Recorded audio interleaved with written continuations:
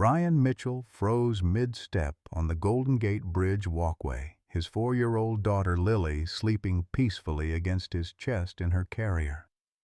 Through the thick October fog, a figure in white stood balanced on the outer railing, a young woman with dark hair whipping in the wind, her expensive dress stark against the night. This wasn't a late-night jogger or sightseer. This was someone preparing to jump. "Daddy?" Lily stirred, her small voice cutting through the howling wind as the woman swayed dangerously forward. Ryan's calloused hands trembled as he clutched his daughter tighter, his dishwasher-stained work shirt soaked with cold sweat. 8 months ago, he'd held his wife Emma's hand as cancer took her. He couldn't watch another life slip away. "Hey!" he shouted into the darkness, breaking into a desperate sprint. "Don't jump! Please!" The woman turned, tears streaming down her face, and Ryan realized with shock that beneath the designer clothes and perfect makeup was someone barely older than a college student. Who was she? And why did someone with everything choose the same bridge where so many with nothing had made their final decision? Leave a like and share your thoughts in the comments along with the city you're watching from now. Let's continue with the story. The woman on the bridge railing turned at Ryan's shout, her face illuminated by the amber glow of the streetlights cutting through the fog. She was breathtaking. High cheekbones, porcelain skin, the kind of ethereal beauty that belonged on magazine covers, not teetering on the edge of eternity. But her green eyes held a darkness that made Ryan's chest tighten with recognition. He'd seen that same hollow desperation in his own mirror every morning since Emma died. "Stay back!" she called, her voice breaking. "You don't understand. There's nothing left for me." Ryan slowed his approach, mindful of Lily's weight against his ribs. His daughter had stirred at the commotion but remained blessedly asleep, her tiny fist clutching the worn fabric of his work shirt. The shirt that smelled of industrial soap and desperation, that marked him as someone who washed dishes for 12 hours a day just to afford formula and diapers. "I'm Ryan," he said softly, extending one hand while keeping the other protectively around Lily. "What's your name?" The woman hesitated, studying his face in the dim light. Up close he could see the designer cut of her white dress, the delicate diamond earrings catching the bridge lights, the expensive handbag that probably cost more than his monthly rent. Everything about her screamed wealth and privilege. Everything except her eyes. "Madison," she whispered, her grip on the railing loosening slightly. "Madison, I know what it feels like to think there's no tomorrow worth seeing," Ryan said, taking another careful step closer.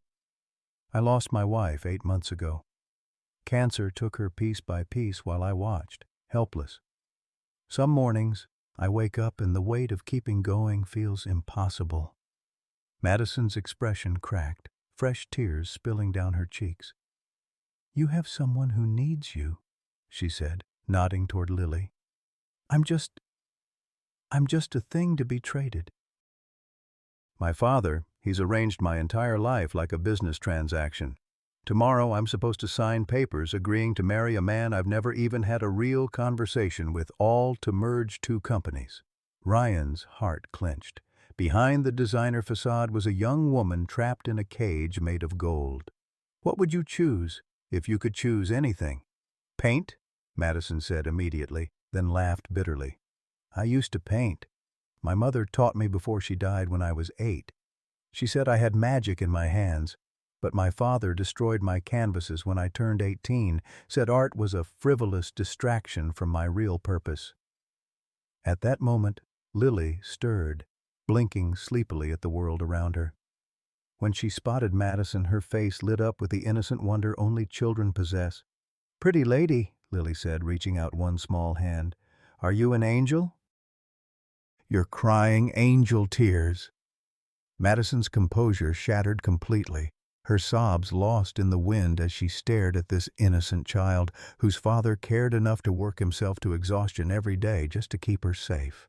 Madison stared at the innocent child reaching toward her, something fundamental shifting inside her chest. Lily's question hung in the fog-thick air. "Are you an angel?" And for the first time in months, Madison felt truly seen by another human being. "Sometimes angels cry too, sweetheart," Madison whispered, her voice barely audible over the wind.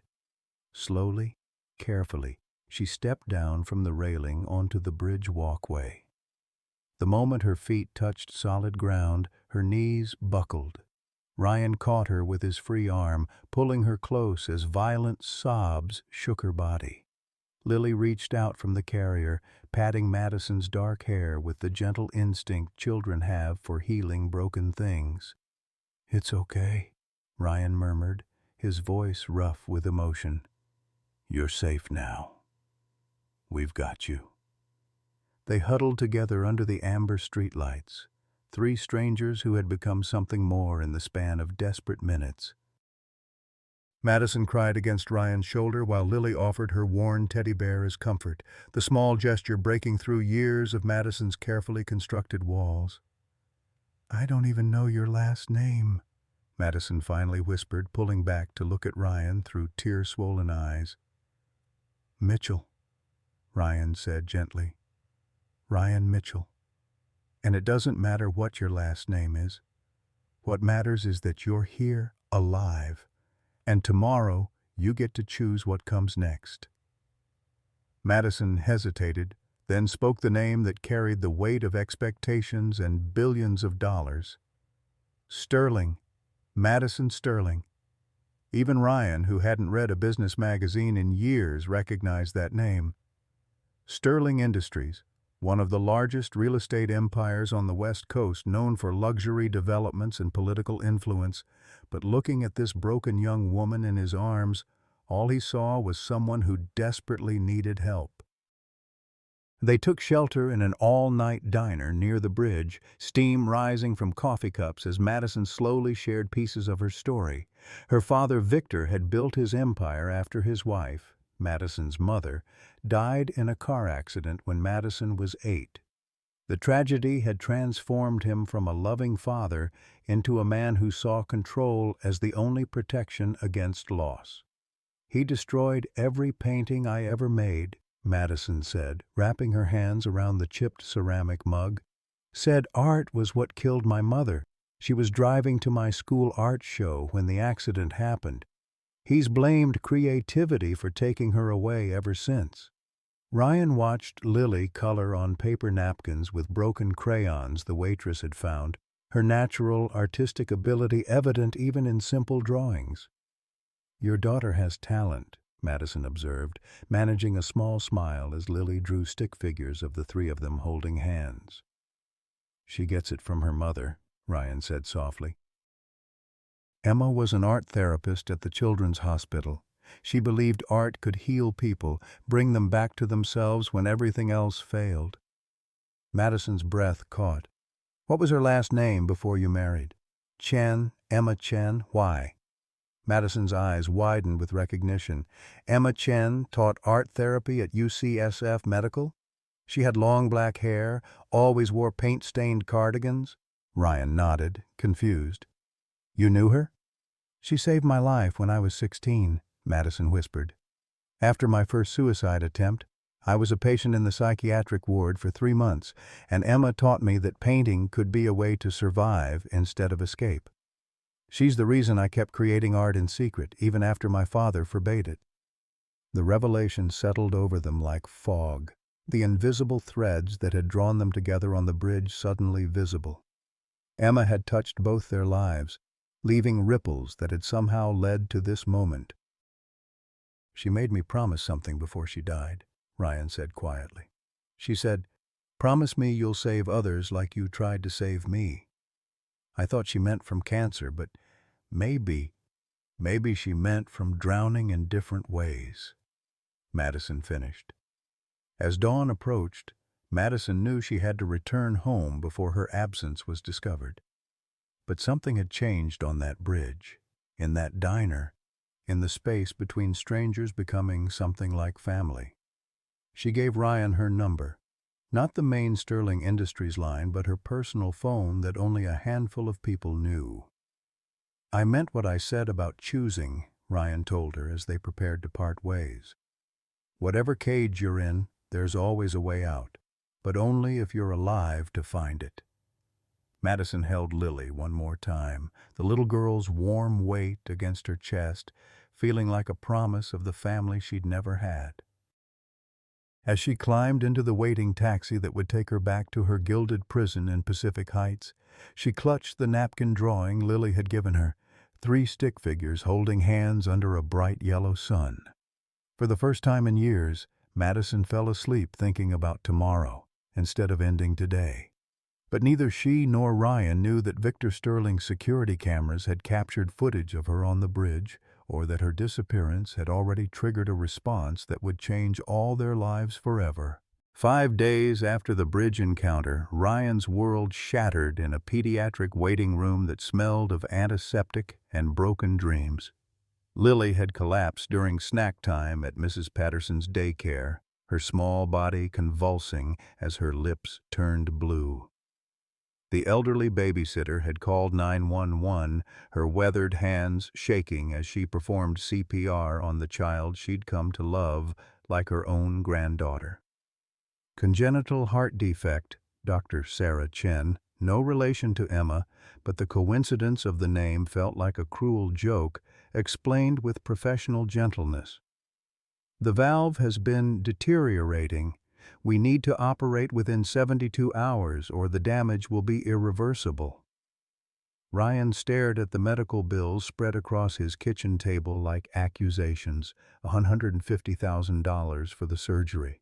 His insurance would cover $30,000. The hospital offered payment plans that would stretch into Lily's college years, assuming she lived to see them. He'd already sold Emma's wedding ring, his truck, everything of value they'd owned. The plasma donation center had rejected him. Too many visits in the past month had made his veins too damaged for safe extraction. He called his former colleagues from the aerospace firm, swallowing his pride as he begged for loans from people who'd watched him fall from middle-class stability into working poverty. Most offered sympathy and $20 bills. A few hung up when they heard his name, his professional reputation still tainted by the months he'd taken off to care for Emma during her final treatment. Meanwhile, 40 miles away in a Pacific Heights mansion, Madison Sterling sat in her father's mahogany-paneled office, surrounded by lawyers and contracts that would seal her fate. The engagement announcement to Derek Pemberton would run in tomorrow's Chronicle. The wedding was scheduled for Christmas Eve, a publicity dream that would merge 2 of California's most powerful families. "You look pale, darling," Victor Sterling observed, his steel-gray eyes studying his daughter across the expanse of his antique desk. At 56, he commanded rooms with the quiet authority that came from controlling billions. His silver hair was perfectly styled, his Italian suit immaculate, but Madison had learned to read the tension in his shoulders, the way his jaw tightened when his control was threatened. "I've been having trouble sleeping," Madison replied carefully. She hadn't told him about the bridge, about Ryan and Lily, about the napkin drawing hidden in her jewelry box like a talisman against despair. "Wedding nerves," Victor dismissed with a wave. "Perfectly normal. Your mother had them too before our wedding." He softened slightly at the mention of his late wife, the only crack in his armor that Madison had ever discovered. "She learned to love me in time. Love is a luxury, Madison." Security is a necessity. The irony wasn't lost on her. Sitting in a room worth more than most people's houses, discussing the necessity of security while a man she barely knew worried about saving his daughter's life with money she spent on shoes. That evening, Madison received a text from Ryan's number. "Lily in hospital. Heart surgery needed. Don't know what to do." The message was followed by a photo of Lily in a hospital bed, connected to monitors, her small face peaceful in sleep but surrounded by the machinery keeping her alive. Madison stared at the image until her vision blurred. This was real desperation, not her melodramatic rebellion against an arranged marriage, but a father facing the possibility of losing the only thing that mattered to him. She thought of Emma Chen's words from 7 years ago. Sometimes saving others is how we save ourselves. Without telling her father, Madison drove to UCSF Medical Center. She found Ryan in the family waiting area, slumped in an uncomfortable chair with his head in his hands. He'd aged years in the 5 days since their meeting, stubble darkening his jaw, his work clothes wrinkled from sleeping in the hospital. "How much?" Madison asked without preamble. Ryan looked up, startled by her presence. "Madison? How much for the surgery?" "You don't understand. This isn't your problem. I shouldn't have texted you. I don't have anyone else to tell." His voice cracked with exhaustion and something deeper, the terror of a parent facing the unthinkable. $150,000, she said, reading the truth in his eyes. "I can have the money transferred within an hour." "No." Ryan stood abruptly, running his hands through his disheveled hair. "I can't take your money. I won't be another charity case for a guilty rich girl playing at helping the poor." His words stung because they contained a grain of truth she couldn't deny. "Is that what you think this is?" "I don't know what to think," Ryan said. 5 days ago, you were ready to jump off a bridge. Now you want to hand me more money than I'll make in 5 years. What's your angle, Madison? What do you get out of this?" Before Madison could answer, a small voice interrupted from the doorway. "Daddy, why are you shouting at the angel lady?" Lily stood in the hallway, clutching a nurse's hand, her hospital gown dwarfing her small frame. The IV line in her tiny arm was secured with colorful tape, but her eyes were bright with the resilience that only children possessed. Madison knelt to Lily's level, her heart breaking at the sight of this brave little girl. "Hi, sweetheart. I came to check on you." "Are you going to help make my heart better?" Lily asked with the direct honesty of childhood. "Mrs. Patterson says sometimes angels look like people, and they help when daddies can't fix things by themselves." Ryan's armor cracked completely. He sank back into the chair, defeat written in every line of his body. Madison took Lily's free hand gently, making a decision that would change all their lives. "Yes, baby girl," she whispered. "I'm going to help make your heart better." But as Madison prepared to save Lily's life, she had no idea that Victor Sterling's private investigator was already compiling a file on Ryan Mitchell, or that her father's response to this unauthorized act of compassion would threaten to destroy the fragile connection she'd found with the only real family she'd ever known. The money appeared in UCSF Medical Center's account at 6:47 a.m. the next morning, an anonymous donation that covered Lily's surgery and post-operative care in full. Ryan stared at the hospital administrator's computer screen in disbelief as she explained that a benefactor had requested complete confidentiality, leaving only a note, "For Emma's daughter, with love." "This doesn't happen," the administrator, Mrs. Rodriguez, said with tears in her eyes. She'd worked in hospital billing for 23 years and had watched countless families choose between medical care and financial ruin. Anonymous donations of this size, they just don't happen. But Ryan knew exactly who had made it happen.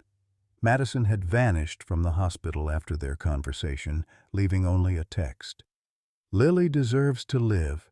This is what Emma would have wanted." He'd tried calling her number dozens of times, but every call went straight to voicemail.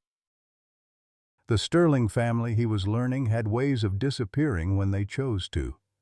Lily's surgery took place on a gray November morning with Dr. Patricia Williams, one of the country's leading pediatric cardiac surgeons, performing the delicate procedure. Ryan paced the waiting room for 6 hours, sustained by coffee and the prayers of Mrs. Patterson, who had insisted on staying with him despite her arthritis making the hospital chairs torture. "That girl saved your baby's life," Mrs. Patterson said in her no-nonsense voice, the one that had raised 5 children and buried 2 husbands. Don't let your pride ruin something beautiful, Ryan. I've seen enough loss in my 72 years to know when something precious walks into your life. When Dr. Williams emerged from surgery with a smile, Ryan's knees nearly buckled. "Perfect repair," she announced. "Lily's going to have a completely normal life. No restrictions, no limitations. She'll be able to run, play, even dance if she wants to." But while Lily recovered in her hospital bed, surrounded by flowers from Emma's former colleagues and drawings from her daycare friends, a storm was brewing in Pacific Heights. Victor Sterling sat behind his massive desk, studying surveillance photographs with the methodical precision that had built his empire. The images told a story he didn't want to believe. Madison leaving the mansion at midnight, security footage from the Golden Gate Bridge showing her in Ryan Mitchell's arms, hospital records indicating a significant financial transaction from an account linked to Madison's trust fund. "She's been lying to me," Victor said to his head of security, Marcus Webb, a former FBI agent whose loyalty was purchased with a 7-figure salary. "My daughter, my only child, has been conducting a secret relationship with this dishwasher." Marcus Webb studied Ryan's employment records, credit history, and background check with professional thoroughness. Single father, widowed 8 months ago. Wife died of cancer. Significant debt from medical bills and student loans. Currently employed at 3 minimum wage jobs. No criminal record, but his financial desperation makes him a potential threat. Victor's jaw tightened. He'd built his fortune by identifying vulnerabilities and exploiting them.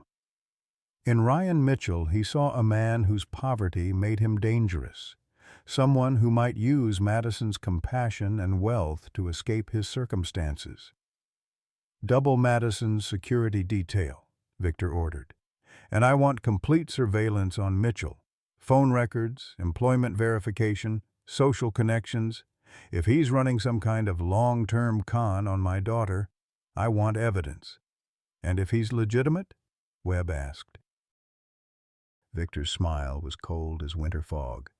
"No one from that world approaches Madison with innocent intentions. Find his weakness, Marcus. Every man has one." Meanwhile, Madison had been effectively imprisoned in her own home. Her phone had been confiscated, her internet access restricted, and her security detail instructed to prevent any unauthorized departures. She sat in her childhood bedroom, staring at the napkin drawing Lily had given her, planning her escape with the determination of someone who had finally found something worth fighting for. The media attention began 3 days after Lily's surgery. Someone had leaked the story to Page 6. Billionaire's daughter saves dying child. And within hours, reporters were camping outside both the Sterling mansion and Ryan's Oakland apartment building. The narrative was irresistible. The beautiful heiress, the struggling single father, the innocent child brought back from death's door by love and money. Ryan found himself under siege. Photographers with long lenses captured him leaving for work. Reporters shouted questions about his relationship with Madison, and his neighbors began giving him suspicious looks. His supervisor at the restaurant pulled him aside with obvious discomfort. "Look, Ryan, I've got nothing against you personally, but this media circus is disrupting business. Customers are complaining about the photographers, and corporates getting nervous about the attention. Maybe it's better if you take some time off until this blows over." The message was clear. His job was gone. Within 24 hours, the same pattern repeated at his other 2 employers. The sanitization company received calls questioning Ryan's background. The delivery service worried about their corporate image. One by one, his income sources dried up, leaving him to face the media storm with mounting bills and no way to support Lily, Mrs. Patterson became his unexpected ally, using her decades of neighborhood connections to shield them from the worst of the attention. "These reporters don't understand," she told Ryan as they watched news vans line their street. "They see money and romance, but they don't see what really matters, That little girl upstairs who got her life back because two broken people found each other. The breaking point came when a tabloid photographer climbed the fire escape to take pictures through Lily's bedroom window. Ryan called the police, but the damage was done. 4-year-old Lily, still recovering from major surgery, had been awakened by camera flashes in the night. "Daddy, why are the picture people trying to get in?" she asked, clutching her teddy bear with hands that shook. "Are they bad guys?" Ryan held his daughter close, feeling helpless rage at the circus his life had become. He thought of Madison, trapped in her own gilded cage, probably watching the same news reports that painted their connection as either a fairy tale or a calculated scheme. The exclusive interview request came through Marcus Webb, delivered with the cold precision of a business proposal. Victor Sterling would grant Madison supervised visitation rights to see Lily, but only if Ryan agreed to appear on national television and publicly state that his relationship with Madison was purely financial, that he had manipulated her emotions to access her wealth, and that he wanted no further contact with the Sterling family. "It's a generous offer," Webb explained over the phone, his tone suggesting it wasn't really an offer at all. "Mr. Sterling is prepared to establish a trust fund for Lily's education and ongoing medical needs. She'd never want for anything, college, graduate school, whatever she chooses. All you have to do is tell the truth about your motivations." Ryan stared out his apartment window at the media encampment below.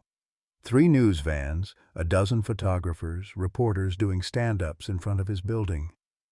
His daughter's face had been on the evening news, her private medical information discussed by strangers who turned their pain into entertainment. "And if I refuse?" Webb's pause was eloquent. "Mr. Sterling has significant influence in many industries. Finding employment might become challenging, and there are questions about how you've been supporting Lily during your recent unemployment. Child Protective Services takes these matters very seriously." The threat was clear. Lie about Madison, betray the woman who had saved his daughter's life, or lose Lily to the system. Ryan closed his eyes, thinking of Emma's last words about saving others, about Madison's tears on the bridge, about Lily asking why the angel lady was crying. For the first time since Emma's death, Ryan Mitchell felt truly beaten. But he didn't know that Madison had heard every word of his telephone conversation, or that she was already planning her response to her father's ultimatum.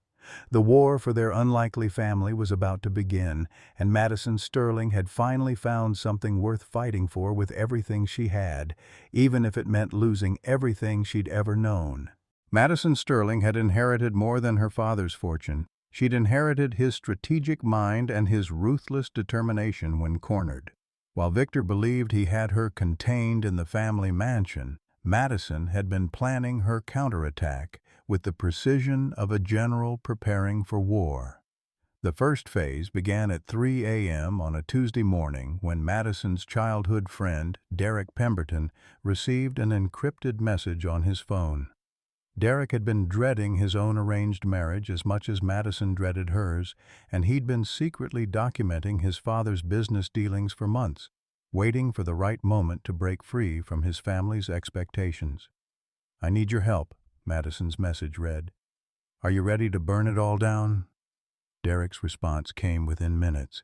"I've been ready since we were 16. What's the plan?" Madison had discovered something that would change everything. Derek was gay and had been in a secret relationship with Dr. James Chen, Emma's younger brother, who worked as a pediatric surgeon at UCSF Medical Center. The connection wasn't coincidental. James had been following Ryan and Lily's story, recognizing his sister's influence in their lives even after her death. While Victor's investigators focused on discrediting Ryan, they had missed the real threat. His daughter had allies they knew nothing about, and she was about to use their own tactics against them. The second phase launched during Victor's weekly board meeting at Sterling Industries, As he presented quarterly profits to his investors, Madison's leaked documents began appearing on financial news websites. The files revealed decades of questionable business practices, bribing city officials for zoning variances, displacing low-income families through predatory development, and most damaging of all, the anonymous charitable donations that Victor had been making for years to assuage his guilt. Billionaire's Secret, Victor Sterling's hidden philanthropy exposed, ran as the lead story on every major network. The narrative that had painted him as a heartless mogul suddenly became more complex. Here was a man who had anonymously funded children's hospitals, homeless shelters, and cancer research facilities, all while publicly maintaining the image of corporate ruthlessness. Madison had calculated the effect perfectly. The revelation didn't destroy her father. It humanized him in a way that made his current campaign against Ryan look petty and vindictive. Public opinion began to shift as people realized that Victor Sterling's anonymous donations had been funding the very hospital where Lily had received her life-saving surgery. But the most devastating blow came from an unexpected source. Derek's mother, Patricia Pemberton, who had been silently enduring her own arranged marriage for 30 years. When she learned about the pressure being applied to both young people, she made a decision that would shatter both families' carefully constructed facades. Patricia called a press conference at the St. Francis Hotel, with Derek standing beside her as she spoke to a room full of reporters. Her voice shook with decades of suppressed emotion as she addressed the cameras. "My son Derek will not be marrying Madison Sterling," she announced. "These arranged marriages, they're relics of a bygone era that have no place in modern America. I married for family alliance instead of love, and I've spent 30 years watching my husband with women who weren't his wife, pretending not to know, pretending it didn't matter as long as our family maintained its social standing." Derek stepped forward, his voice steady despite the magnitude of what he was about to reveal. "I'm gay, and I've been in love with the same man for 3 years. His name is Dr. James Chen, and he's the brother of Emma Chen, the woman whose husband and daughter have been targeted by our family's attempt to force this marriage."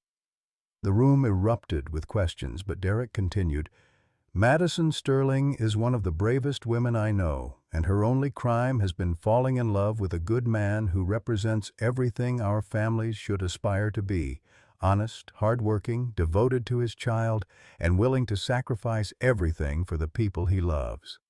Within hours, the story had exploded across social media.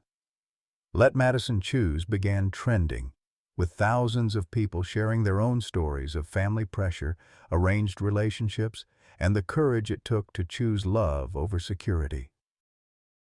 The narrative had completely shifted from "gold digger pursues heiress" to "families deny young people right to choose their own destiny." Victor Sterling watched the press conference from his office, surrounded by lawyers and public relations specialists who were frantically trying to control the damage. But Madison had anticipated this too. She'd been recording her father's conversations for weeks, and she had evidence of his threats against Ryan, his manipulation of media coverage, and his attempts to use Child Protective Services as a weapon. "Sir," Marcus Webb entered the office with obvious reluctance. "We have a problem. Miss Sterling has left the premises." Victor's face went white. "That's impossible. You have men watching every exit." "She used the old dumbwaiter system from the kitchen to the garage basement," Webb explained. "The one from when this was a boarding house in the 1920s. Our surveillance didn't cover it because the architectural plans showed it as sealed." Madison had escaped using a route she'd discovered as a child, hiding in the same dumbwaiter where she'd once retreated when her parents fought about her art lessons. Now that same hiding place had become her path to freedom. She appeared at UCSF Medical Center just as visiting hours ended, slipping past security to reach Lily's room. Ryan sat beside his daughter's bed, reading her favorite story about a brave little mouse who saved a kingdom. When he looked up and saw Madison in the doorway, his expression cycled through relief, anger, and something deeper that he wasn't ready to name. "You shouldn't be here," he said quietly, mindful of Lily's sleeping form. "Your father. My father doesn't control me anymore," Madison interrupted, moving closer to the bed. "I've been watching the news, Ryan. I know what he threatened you with. I know about the job interviews that mysteriously canceled, the landlord who suddenly wants to raise your rent, the CPS worker who's been asking questions about Lily's care." Ryan's shoulders slumped. "Then you know I can't fight him. I won't risk losing her."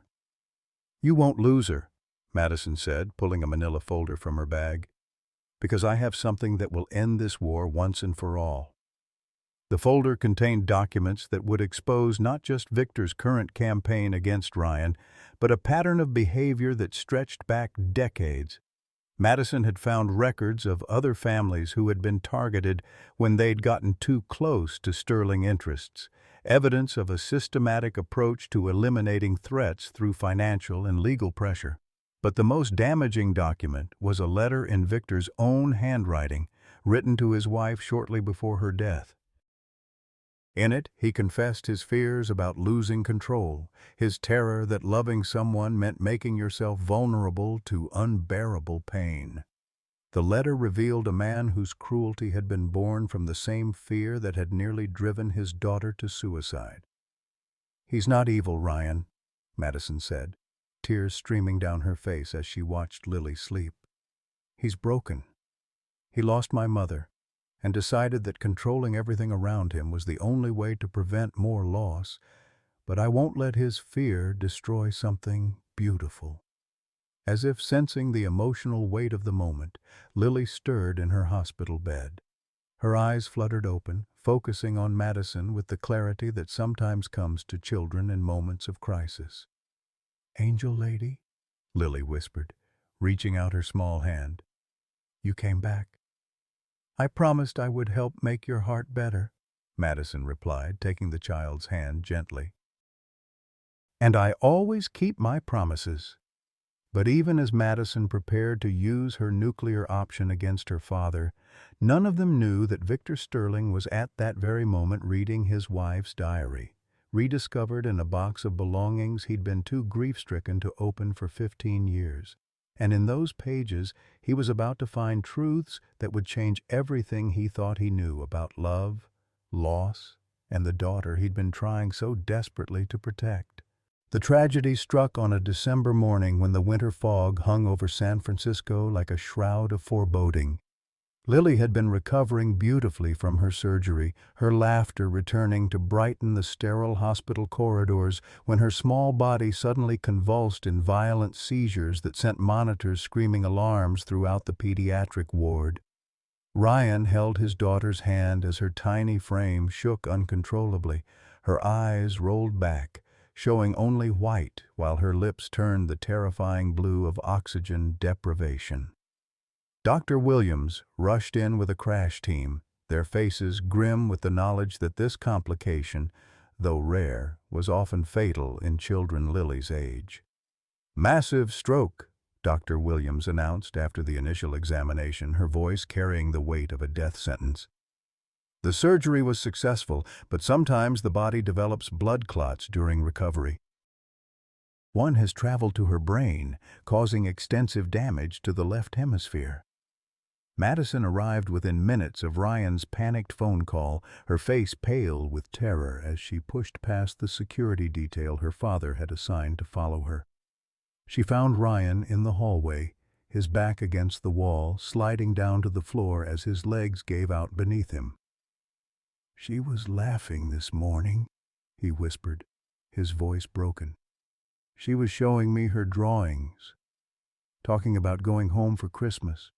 How does a child go from laughing to—" He couldn't finish the sentence.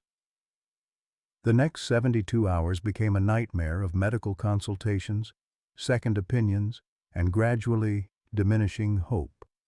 Lily remained in a medically induced coma, while teams of specialists delivered increasingly devastating news. The stroke had damaged the areas of her brain responsible for speech, motor function, and cognitive development. Even if she survived, she would likely never walk, talk, or live independently. "There is one option," Dr. Williams finally said, her professional composure cracking slightly. "Experimental treatment at Johns Hopkins.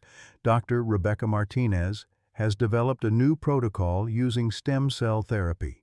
It's shown promising results in pediatric stroke patients, but—" "But what?"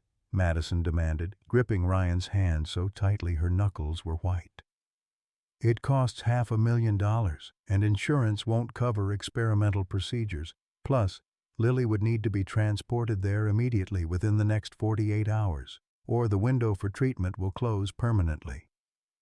Ryan stared at his daughter's unconscious form, surrounded by machines that beeped and hummed with artificial life. Everything they'd fought for, everything Madison had sacrificed to save Lily's heart, felt meaningless in the face of this new crisis. He thought of Emma's words about saving others and wondered if he'd failed at the most basic job of any parent, keeping his child safe.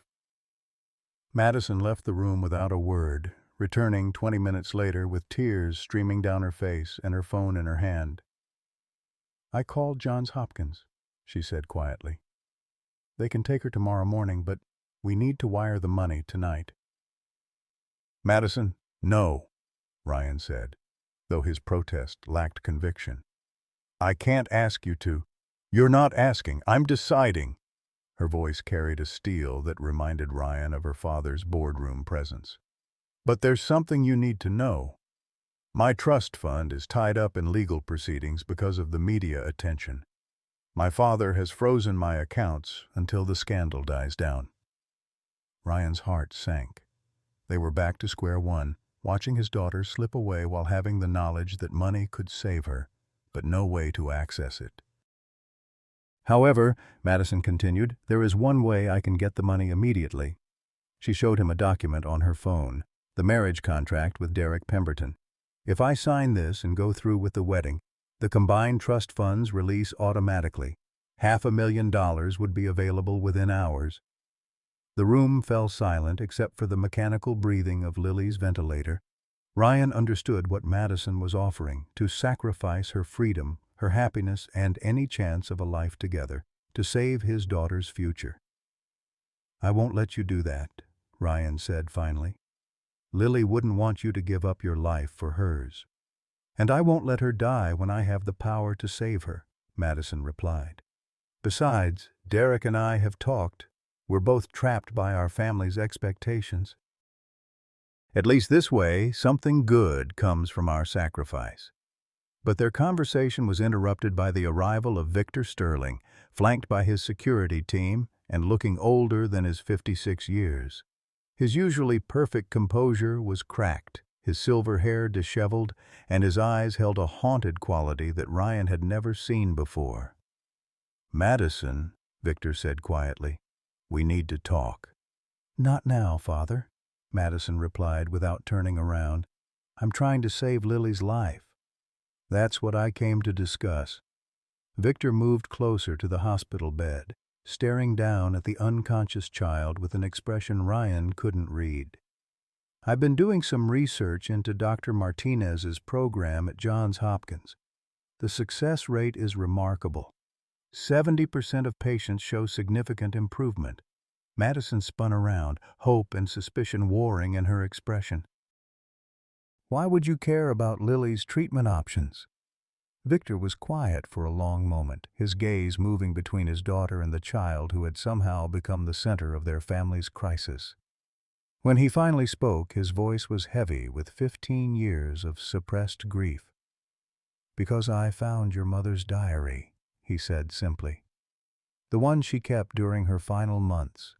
She wrote about you, about your art, about the kind of man she hoped you'd marry someday." His voice broke slightly. "She wrote about a little girl named Emma Chen who came to your art class at the community center, a sick child who found joy in painting despite her illness." Madison's breath caught. "Emma Chen? Ryan's wife?" "The same Emma who later became an art therapist, inspired by your mother's classes. The same Emma who married a good man and had a daughter who inherited her artistic gift." Victor looked directly at Ryan for the first time. Your wife saved dozens of children through her art therapy program, Mr. Mitchell. She was carrying on my wife's legacy, and I was too blind to see the connection. The revelation hung in the air like fog, connecting past and present in ways none of them had imagined. Ryan thought of Emma's mysterious references to an art teacher who had changed her life, the benefactor who had appeared at crucial moments during her cancer treatment, the invisible threads that had somehow led all of them to this moment. I'll pay for Lily's treatment, Victor said quietly. All of it, the experimental therapy, the transportation, the follow-up care, and I'll do it without conditions, without contracts, without requiring my daughter to sacrifice her happiness. Madison stared at her father in shock. Why? After everything you've done to keep us apart. Because, Victor said, his voice barely above a whisper, your mother's last entry in that diary was about the importance of letting love grow even when it scares us.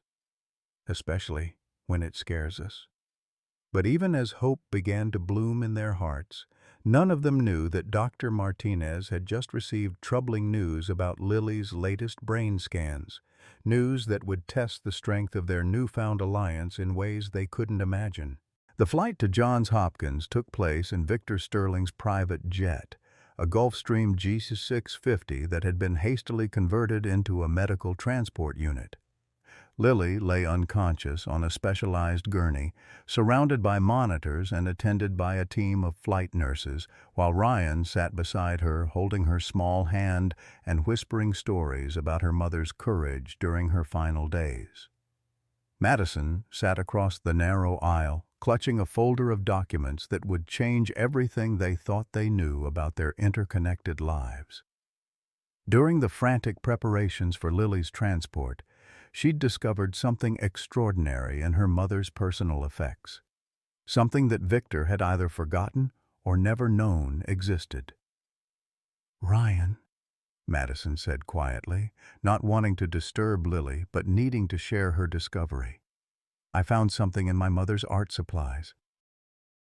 A letter addressed to Emma Chen dated 3 months before the car accident. Ryan looked up from Lily's still face, his eyes red-rimmed from exhaustion and fear. A letter to Emma? But how could your mother have known her when Emma was just a teenager? Madison opened the folder with trembling hands, revealing pages written in her mother's elegant script. Because Emma wasn't just a student in my mother's community art program. She was dying of leukemia, and my mother had been secretly funding her treatment for 2 years. The revelation hit Ryan like a physical blow. Emma had never mentioned being sick as a teenager, never spoken of mysterious benefactors or art classes that had saved her life. But suddenly dozens of small mysteries made sense. Emma's inexplicable knowledge of art history, her passionate belief in art therapy's healing power, her occasional comments about angels who appear when we need them most. There's more, Madison continued, her voice breaking as she read directly from the letter. My dearest Emma, if you're reading this, it means I didn't survive to tell you in person what your courage has taught me. You showed me that love isn't about protecting people from pain, it's about walking through pain together, finding beauty even in the darkest moments. Madison paused, looking out the jet's window at the clouds below. She wrote this after she'd been diagnosed with the brain tumor that would kill her. She knew she was dying, but she was worried about Emma, about you, about the family you might someday have together. Ryan felt his chest tighten with emotion as Madison continued reading. I've established a trust fund that will ensure Emma's continued treatment and education. But more importantly, I want her to know that the art she creates, the lives she touches through her gift, will be my legacy continuing in the world. Promise me, dear Emma, that when you have children of your own, you'll teach them that love is the greatest masterpiece any of us can create. The implications were staggering. Emma's mysterious recovery from childhood leukemia, her full scholarship to art school, her ability to pursue her passion for art therapy. All of it had been made possible by Madison's mother, a woman who had died believing that investing in love and creativity was more important than protecting wealth. "But there's something else," Madison said, pulling out a second document. "Something that changes everything we thought we knew about my adoption." Ryan's eyebrows rose in confusion. "Your adoption?" Madison nodded, tears streaming down her face. "I found my original birth certificate in the same box. My birth name was Madison Chen Sterling. My birth mother was Emma's older sister, Sarah Chen, who died in the same car accident that killed my adoptive mother." The truth hit them both simultaneously. Madison and Lily weren't strangers brought together by coincidence. They were family. Emma had been Madison's aunt, making Lily Madison's cousin by blood.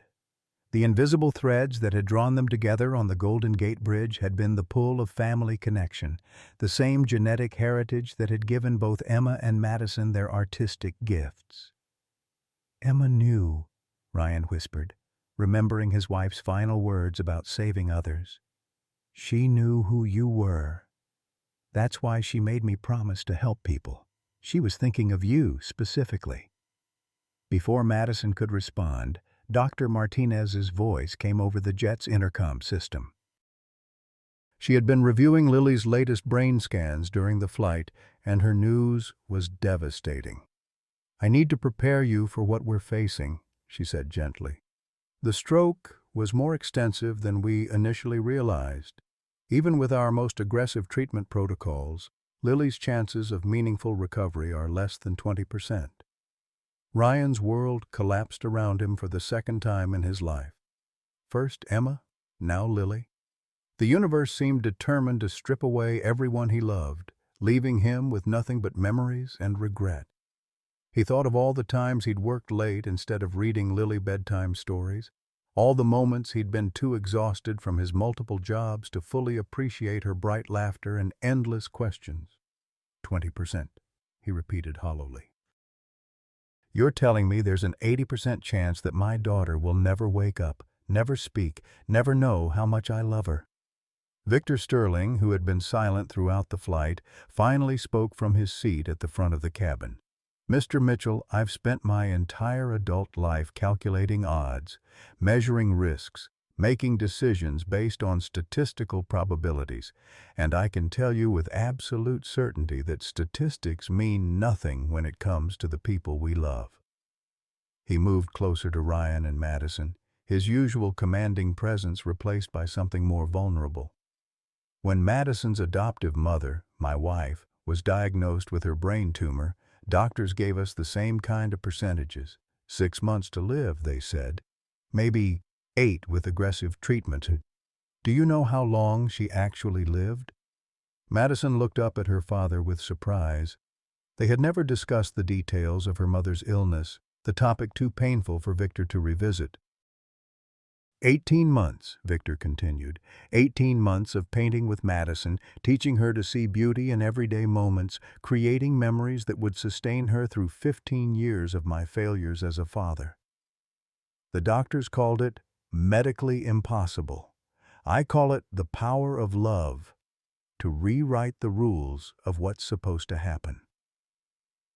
As they approached Baltimore, Madison made a decision that would test the strength of their newfound family bonds.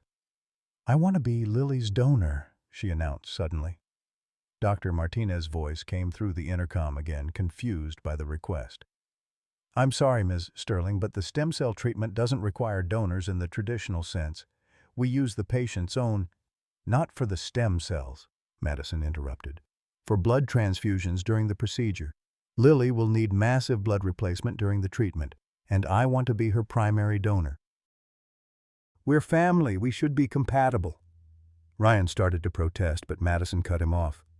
"Emma gave me life twice, once when your mother-in-law saved me from leukemia, and again when she taught me that art could heal instead of destroy.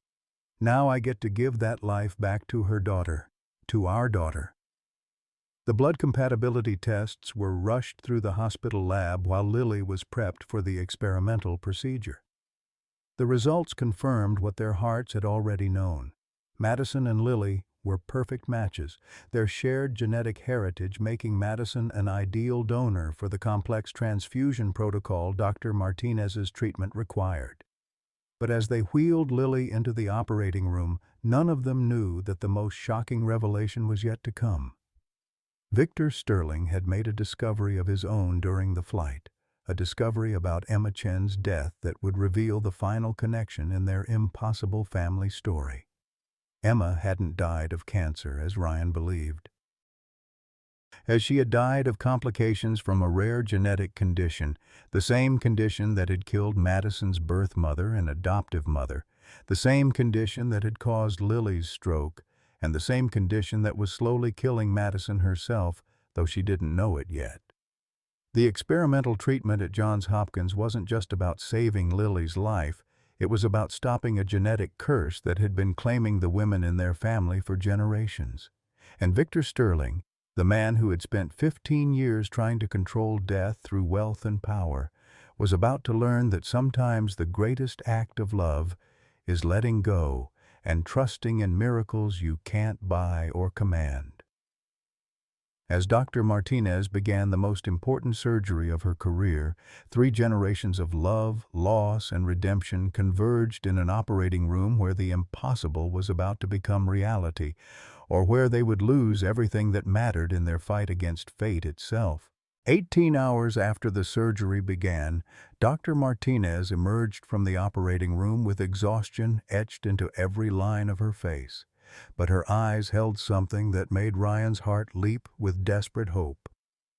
She pulled off her surgical cap, her gray hair damp with perspiration, and managed a tired smile that transformed the sterile waiting room into a place of miracles. "The procedure was successful," she announced to the small group that had maintained their vigil. Ryan, Madison, Victor, and Mrs. Patterson, who had flown in on Victor's second jet despite her arthritis making travel painful. "Lily responded better than we dared hope. The stem cell therapy has already begun repairing the damaged brain tissue, and her neurological responses are remarkably strong." Ryan felt his knees buckle with relief, caught by Victor's surprisingly steady hand on his shoulder. Madison wept openly, her face radiant with joy and exhaustion. After 72 hours of living between hope and despair, they had their miracle. But Dr. Martinez wasn't finished. "Madison, your blood donation was crucial to the success. However, during our compatibility testing, we discovered something significant about your genetic markers. I'd like to run some additional tests. There are some anomalies that need investigation." Madison nodded absently, too focused on the news about Lily to pay attention to her own health concerns. All that mattered was that Emma's daughter, her cousin, would have the chance to grow up, to laugh again, to create art with the same gifted hands that ran in their family. When they finally allowed visitors into Lily's recovery room, the sight of the little girl's eyes fluttering open brought audible sobs from everyone present. Her first word, spoken in a whisper that sounded like music, was, "Daddy." "I'm here, sweetheart," Ryan said, taking her small hand and marveling at the strength of her grip. "I'm right here." Lily's gaze moved around the room, taking in the faces of the people who had fought for her life. When she saw Madison, her face lit up with the pure joy that only children possess. "Angel lady," she said softly, "you came to the White Place too." Madison moved closer, brushing a strand of hair from Lily's forehead. "What White Place, baby?" "Where Mommy is," Lily replied with matter-of-fact certainty. "She said to tell you thank you for keeping your promise. She said families are like gardens. They grow bigger when you plant love instead of fear." The adults exchanged glances, unsure whether Lily's words were the product of medication, childhood imagination, or something more profound. but the message felt like Emma's voice reaching across the divide between life and death, offering forgiveness and guidance to the people she'd left behind. Victor Sterling, who had spent his adult life believing only in tangible assets and measurable outcomes, found himself kneeling beside a 4-year-old's hospital bed, tears streaming down his face. "Lily," he said quietly, "would it be all right if I were your grandfather? I know I'm not very good at it yet, but I'm willing to learn." Lily studied his face with the serious consideration children give to important matters. "Grandpas are supposed to tell stories and give hugs," she said finally. "Can you do that?" "I can learn," Victor promised, and for the first time in 15 years his smile was genuine and unguarded. The genetic test results came back 3 days later, and Dr. Martinez requested a private meeting with Madison and Ryan. The news she delivered would explain the seemingly impossible connections that had brought their families together across generations of love and loss. "Madison, you carry the same rare genetic mutation that affected your birth mother, your adoptive mother, and Emma," Dr. Martinez explained gently. "It's a condition that causes progressive neurological deterioration, typically manifesting in the late 20s or early 30s. It's what killed Emma. Not cancer, as you believed, Ryan." Ryan felt the ground shift beneath him. Emma had hidden her true diagnosis to protect him from the knowledge that her death was inevitable, genetic, and untreatable. She had died not from random cellular betrayal, but from a hereditary condition that might also claim Madison. "However," Dr. Martinez continued, "the experimental treatment we used on Lily has shown promise in treating this genetic condition in adult patients.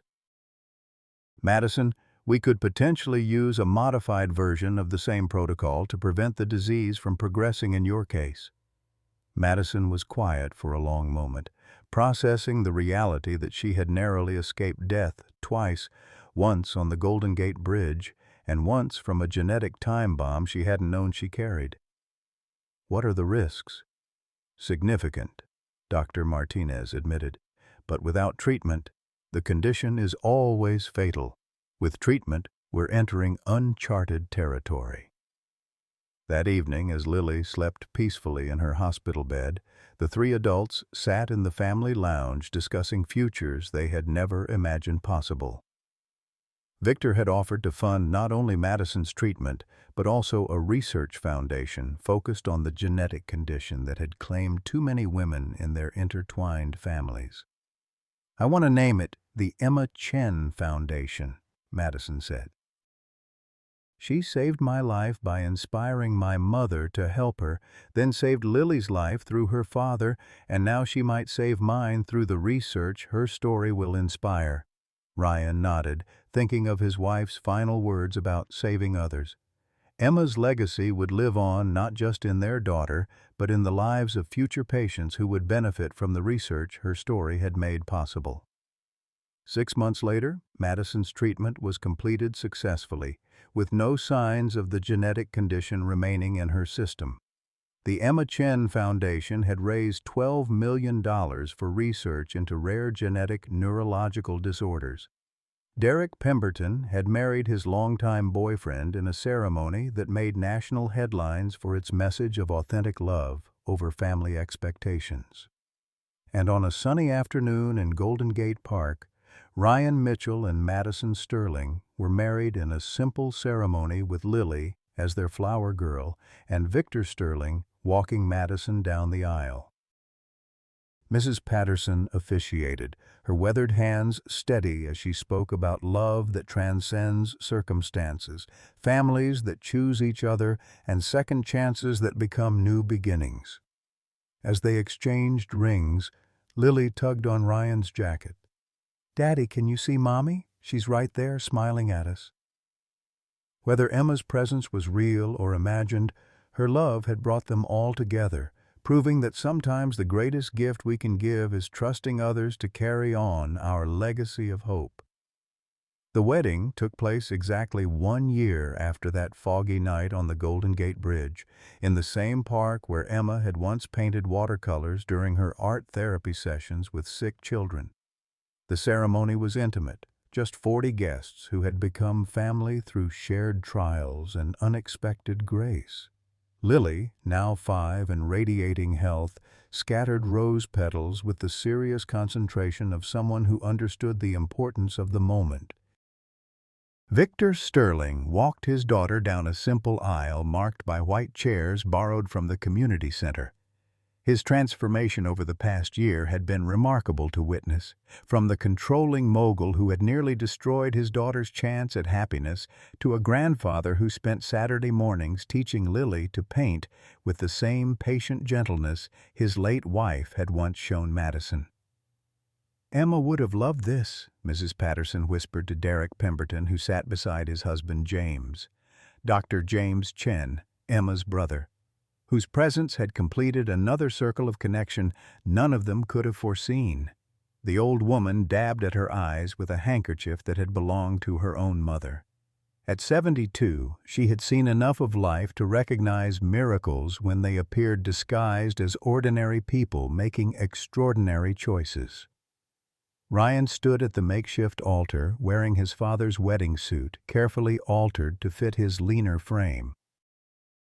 The past year had been transformative for him as well, no longer the desperate man juggling 3 minimum-wage jobs, but the lead architect for Sterling Industries' new affordable housing initiative. His designs incorporated Emma's belief that beauty shouldn't be a luxury reserved for the wealthy, creating spaces where families could thrive regardless of their economic circumstances.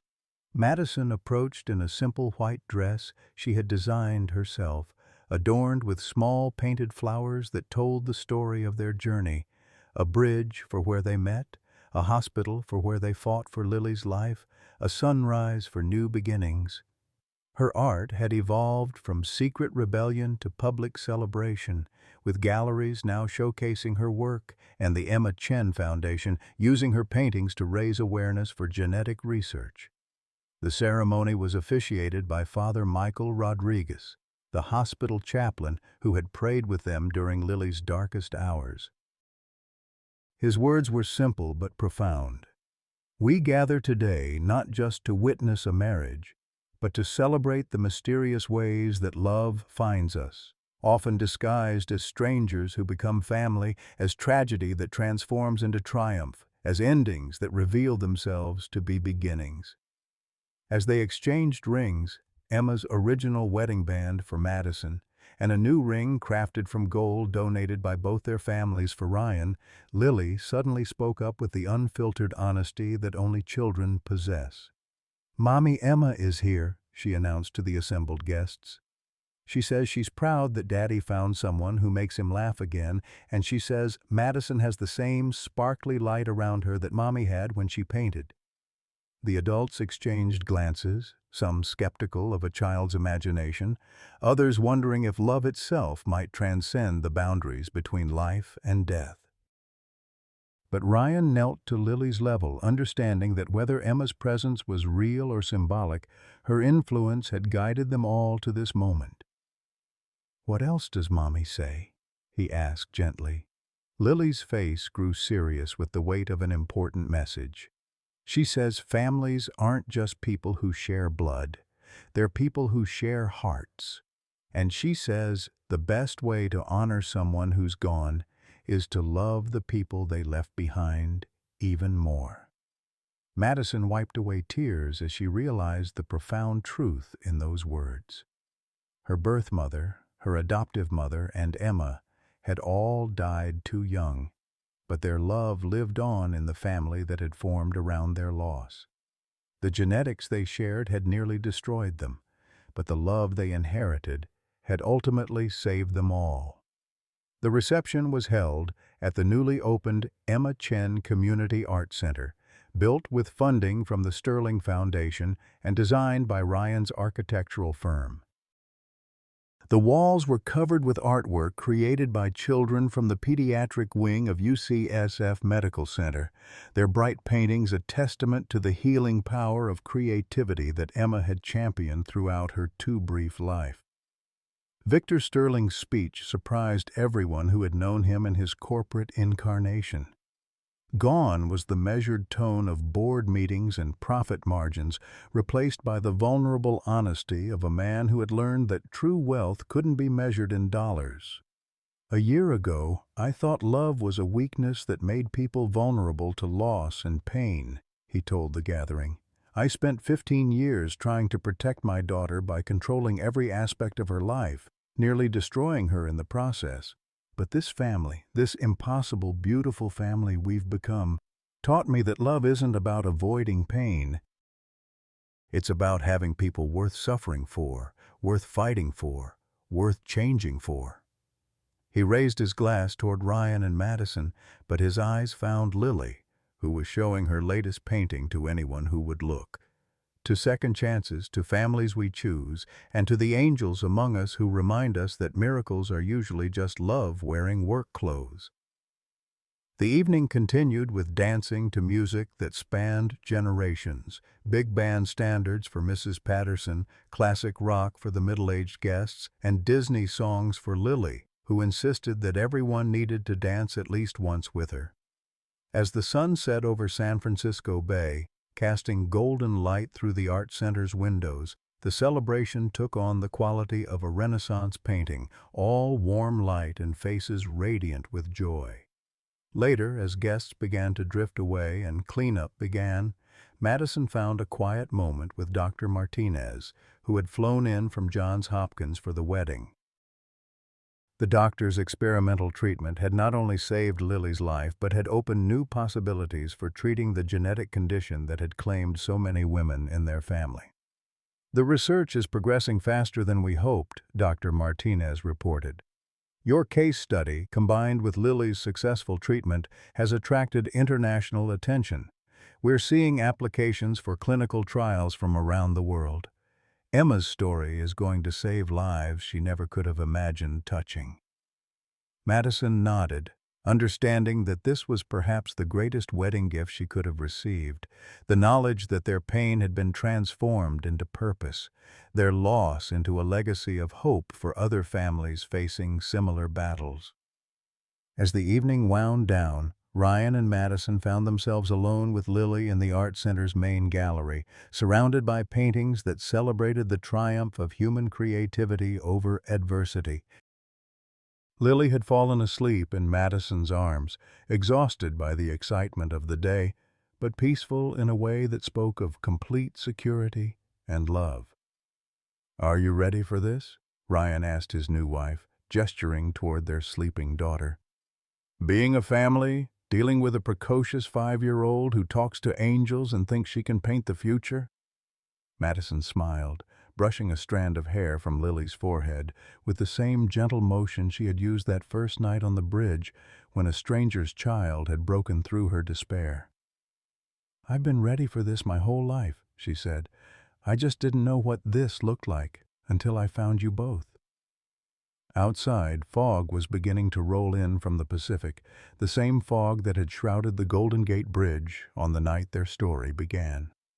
But inside the warmth of the Art Center, surrounded by the evidence of love's power to heal and create, they were no longer the broken people who had met in desperate circumstances. They were a family, imperfect, complicated, bound together by choice rather than blood, but real in all the ways that mattered.